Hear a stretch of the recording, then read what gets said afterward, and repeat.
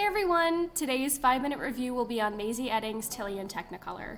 This one was definitely a different pick for me, so I'm looking forward to hearing your thoughts on it if you've read it.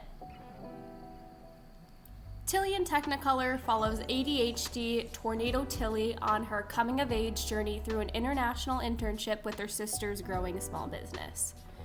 Through her travels to Europe, she meets Oliver, who seems far more reserved and whose autism makes it hard for him to connect with others.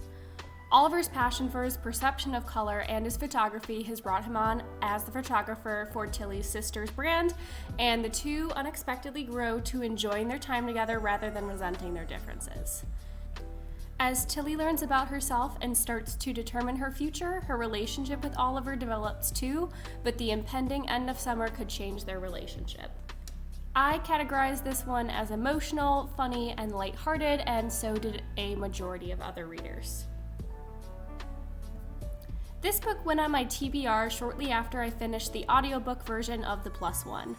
Mazey Edding's writing really intrigued me, so even though I don't tend to read a lot of YA, I wanted to see if I liked this author's writing in a YA context as well. I got my copy of Tilly in Technicolor from the local library and decided to read this as a physical copy. My first impression was that this is definitely more YA focused. Even from the start, it doesn't have that same maturity of an adult novel, which was a little startling for me as I haven't really read any YA novels in a while.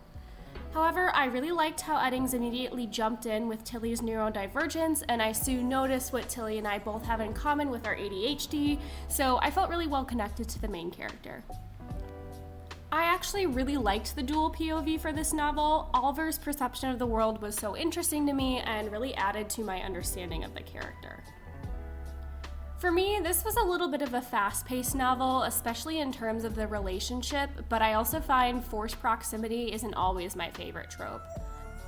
I thought this was a pretty equal blend of plot and character-driven moments, with Tilly and Oliver getting time off and getting to explore Europe on their own and also together.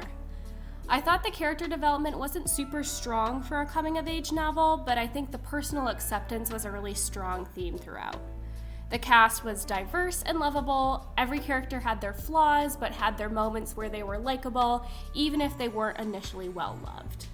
The flaws of the main characters are a big focus of this novel, but so are the self-acceptance themes. I rated this book 4.5 stars out of 5. I don't usually tend towards YA novels, so this was a fun, quick read for me.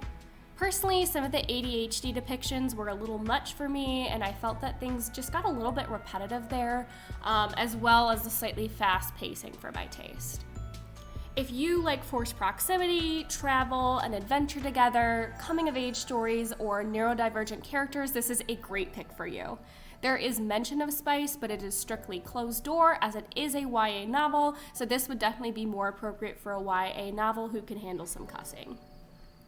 This book is 336 pages long for the edition that I read, and it took me 4 days to finish, so my average page per day count is approximately 84 pages or so.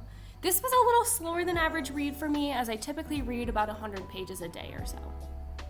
This was my second Mazey Eddings book finished for the year and fits in with my preferred book length of about 300 to 600 pages per book. Personally, I don't tend towards a lot of YA books at this point in my life, so I won't be picking up a copy of this book.